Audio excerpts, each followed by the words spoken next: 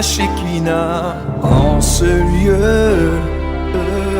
Je vois la Shekinah en ce lieu.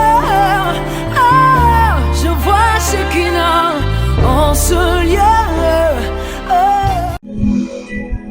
Paix et joie, bien-aimés, amis de Jésus. Ce matin, nous sommes dans la présence du Seigneur et nous sommes rassemblés au nom du Père et du Fils et du Saint-Esprit. Amen. Alors, bien-aimés, ce matin, je ne sais pas dans quel état est-ce que tu t'es réveillé. Peut-être que tu t'es réveillé avec le cœur dans la joie. Peut-être aussi que quelqu'un s'est réveillé avec le cœur dans la tristesse. Peut-être qu'il y a une situation qui pèse sur ton cœur.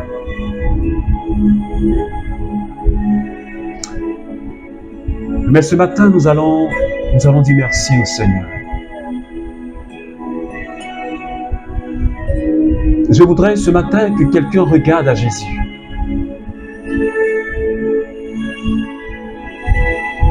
Je voudrais que quelqu'un jette le regard vers Jésus. Fais-le maintenant, s'il te plaît. Je voudrais que quelqu'un jette le regard sur la croix à Golgotha.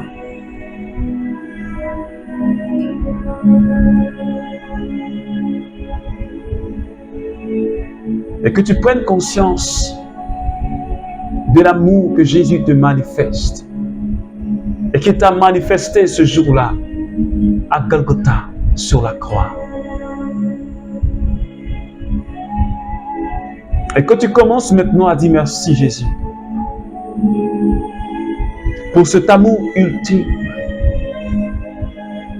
pour cette grâce que le Seigneur t'a faite,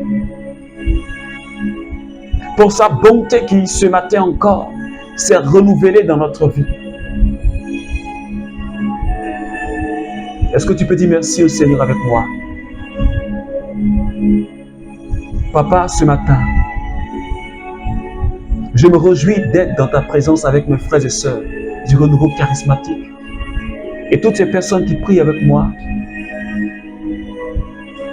Je te remercie infiniment, Jésus, pour ta fidélité dans notre vie, parce que tu nous donnes encore un jour pour nous rapprocher de toi. Tu nous donnes encore un jour pour que nous puissions expérimenter ta présence. Tu nous donnes encore un jour pour que nous puissions expérimenter ta gloire dans notre vie, Seigneur. Parce que Jésus, tu ne fais rien au hasard. Et ce matin, je veux te dire merci. Merci parce que tu es le Dieu de sainteté. Merci parce que tu es le Dieu de puissance. Merci parce que tu es le Dieu qui me donne la paix. Et ce matin, je célèbre ton nom. Parce qu'en dehors de toi, il n'y a aucun autre Dieu. Parce qu'en dehors de toi, il n'y a aucun autre Dieu, Jésus. Et ce matin, je veux me réjouir en ta présence. Et ce matin, j'invite quelqu'un à te réjouir en la présence de Jésus. Seigneur, nous te bénissons ce matin. Parce que tu es le Dieu fidèle.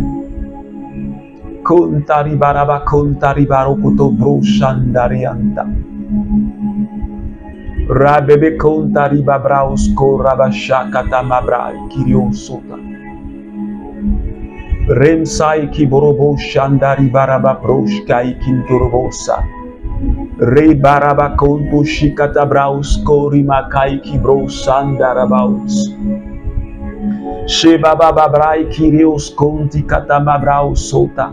Reukoti marabaroko torobo shakibra mai konta kata brai kindios konta ribarai ki brai sai ki korobo sakiba mai shokota mama. Merci Saint-Esprit de Dieu. Parce que je sais que tu es déjà présent dans notre vie. Je sais que tu es déjà là, Seigneur. Et ta présence nous fait du bien ce matin, Saint-Esprit. Est-ce que tu peux commencer à dire un mot au Saint-Esprit? La Bible dit que l'amour de Dieu a été répandu dans notre cœur par le Saint-Esprit. La joie de Dieu a été répandue dans notre cœur par le Saint-Esprit. Ce matin, Esprit de Dieu, j'ai besoin de toi, Seigneur. J'ai besoin de toi, Seigneur. Nous avons besoin de toi, Seigneur. Esprit de Dieu, j'ai besoin de toi, Seigneur, ce matin. Saint-Esprit, touche-moi, Sakibrondaria. Saint-Esprit, communique-moi la joie du Seigneur comme jamais je ne l'ai expérimenté. Parce que je n'arrive pas à être en joie, Seigneur. Mais je crois que tu es la seule source de la joie. Et ce matin, je viens à toi parce que je sais que tu me donneras de la joie. Parce que tu es l'esprit de paix, c'est toi qui me donneras la paix. Ce matin, Saint-Esprit, je viens m'abandonner totalement entre tes mains, Seigneur. Mai bariandiribosata. Breos koribara kandiriosa. Shebaba kondiriosa ribaraba. Makandiribosa kibreos. Shebarabaraba koribarandirios soriborobo. Shababa rekotaraba kirios baba.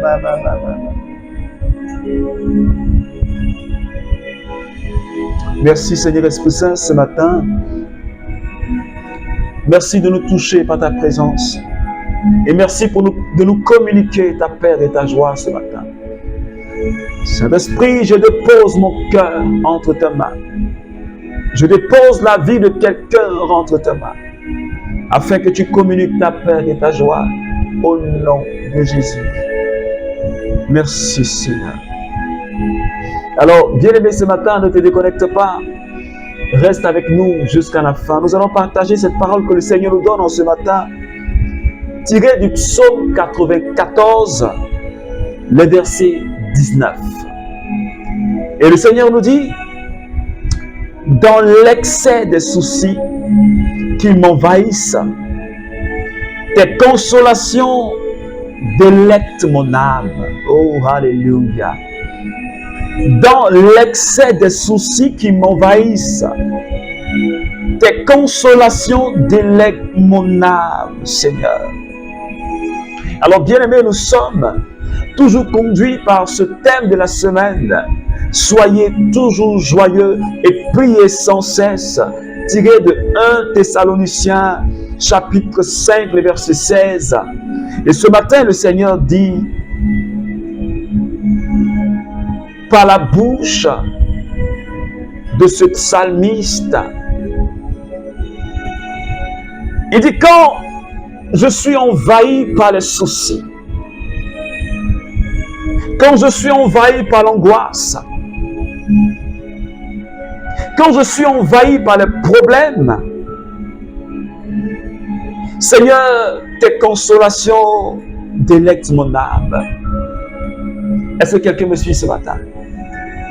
Le psalmiste dit, quand il est dans les soucis, quand les soucis l'envahissent, quand les problèmes l'envahissent, quand les épreuves viennent contre lui et envahissent son âme, il dit, Seigneur, ce sont tes consolations qui m'apaisent. C'est ta joie qui m'apaise. C'est ta présence qui m'apaise. Est-ce que quelqu'un me comprend ce matin? Quand les soucis t'envahissent, quand les épreuves t'envahissent, au point où tu ne sais pas où est-ce que tu vas mettre ta tête, quand les épreuves te bombardent, au point où tu ne sais même pas quoi faire, tu ne sais même pas à quel sein te vouer. Ce matin, le Seigneur dit, et le psalmiste dit plutôt, ce sont les consolations du Seigneur. C'est dans la présence de Dieu que tu peux avoir la consolation dans ces temps de difficulté. C'est dans C'est en se réjouissant dans le Seigneur que tu peux avoir la consolation du Seigneur. Il dit, Seigneur, tes consolations délectent mon âme. Même quand les épreuves viennent, je vais me cacher dans la présence de Dieu. Je vais me reposer dans ta présence. Parce que c'est dans ta présence que j'ai le réconfort. Parce que c'est dans ta présence que j'ai cette joie, quelles que soient les épreuves que je vis. Et ce matin, le Seigneur est en train de parler à quelqu'un, à un membre du renouveau charismatique. Quand tu es dans ces angoisses, quand tu es dans ces épreuves-là, où est-ce que tu tires ta consolation? Où est-ce que tu pars te réfugier? Où est-ce que tu pars te reposer pour être consolé? Est-ce que c'est dans la présence de Dieu? Ou est-ce que c'est dans la présence de quelqu'un, d'un homme, d'un humain? Parce qu'un homme ne peut pas te consoler. Parce qu'un homme ne peut te consoler. La seule personne qui est capable de t'apporter la véritable consolation, c'est Jésus-Christ de Nazareth. C'est lui qui peut t'apporter la consolation. C'est lui qui peut apaiser ton âme. C'est lui qui peut apaiser ton âme. Et Saint Paul de la Croix, il disait à ses frères un jour, si vous êtes envahis par les épreuves, si vous êtes envahis par les difficultés, mettez-vous devant la croix de Jésus et regardez combien de fois il a souffert. Et cela va vous donner beaucoup de courage. Parce que lui, il a eu du courage depuis Gethsémani jusqu'à la croix. Alors vous serez fortifiés. Alors vous obtiendrez la consolation du Seigneur. C'est pourquoi ce matin, je suis en train de dire à quelqu'un, quelles que soient les épreuves que tu vis, quels que soient les soucis qui te bombardent, quelles que soient les difficultés qui te bombardent chaque jour, jette ton regard sur la croix de Jésus. Jette ton regard sur la croix de Jésus. Jette ton regard en méditant la passion de notre Seigneur Jésus. Regarde le courage qu'il a eu. Regarde le courage qu'il a eu. Depuis Gethsémani, passant par la flagellation, la chute, quand il portait la croix, parce qu'il est tombé 3 fois. Mais il ne s'est pas découragé. Il n'a pas renoncé. Il est allé jusqu'au bout de la mission. Il n'a pas renoncé, mais il est allé jusqu'au bout de la mission. Est-ce que quelqu'un peut continuer à persévérer? Est-ce que tu peux continuer à persévérer? Parce qu'il y a une récompense qui t'attend devant. Est-ce que tu peux continuer à persévérer? Parce que tu es sur cette piste comme un athlète. Tu dois atteindre un objectif, gagner la couronne, comme Saint Paul le dit. Quand bien même que sur la piste, en courant, tu tombes, mais tu te relèves et tu continues la course. Donne-toi du courage et de la persévérance et avance tout droit vers le but. Mais que ta consolation, la consolation que tu recherches, qu'elle soit dans le Seigneur. Ne pars pas te consoler, parce que comme certaines personnes, quand elles vivent des épreuves, ces soucis-là les poussent à aller s'enivrer de boissons. Parce qu'elles se disent que c'est dans la boisson qu'elles trouvent la consolation. D'autres même à cause des soucis, à cause des soucis, ils se sont mis à fumer. Parce qu'ils trouvent la consolation dans la cigarette. Certains trouvent la consolation dans le vagabondage sexuel. À cause des épreuves, à cause des difficultés. Mais la seule personne que moi je te propose, et je voudrais que tu puisses l'expérimenter. Parce que lui, il est capable de te consoler. capable de restaurer ta vie, capable de te donner du courage. Parce que le Seigneur veut que tu sois dans la joie. Alors je me rappelle de toutes ces épreuves que j'ai vécues, comme si c'était hier.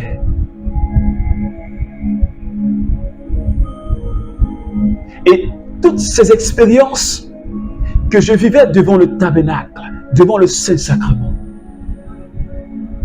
Et chaque fois que je partais au tabernacle, je ressentais la consolation du Seigneur.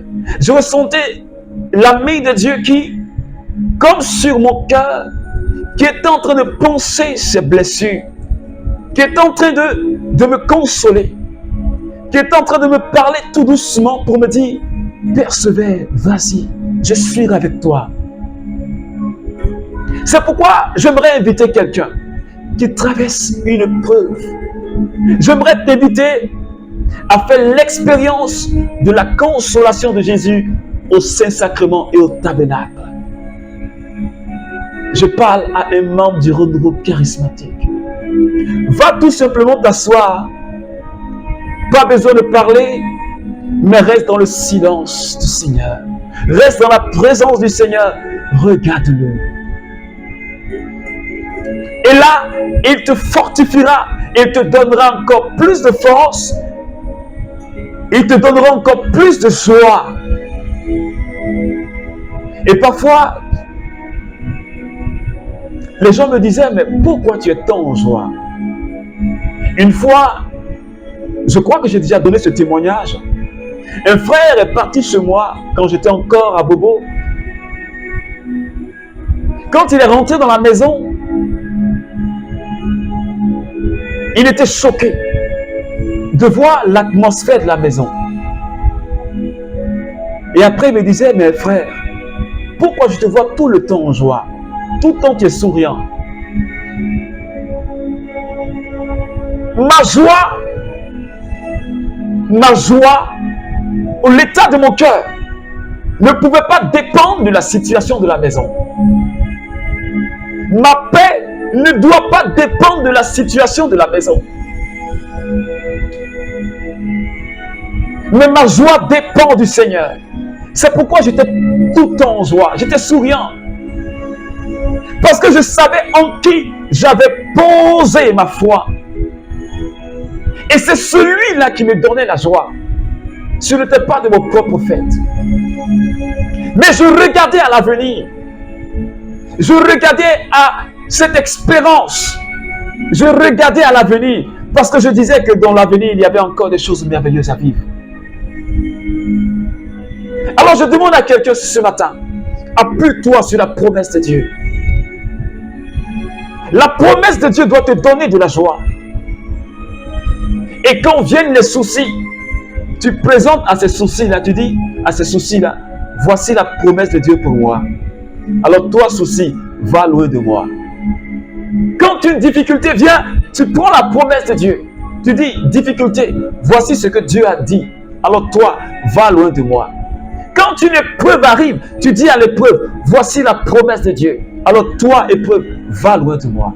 Et ton cœur sera dans la joie. Est-ce que quelqu'un me comprend ce matin?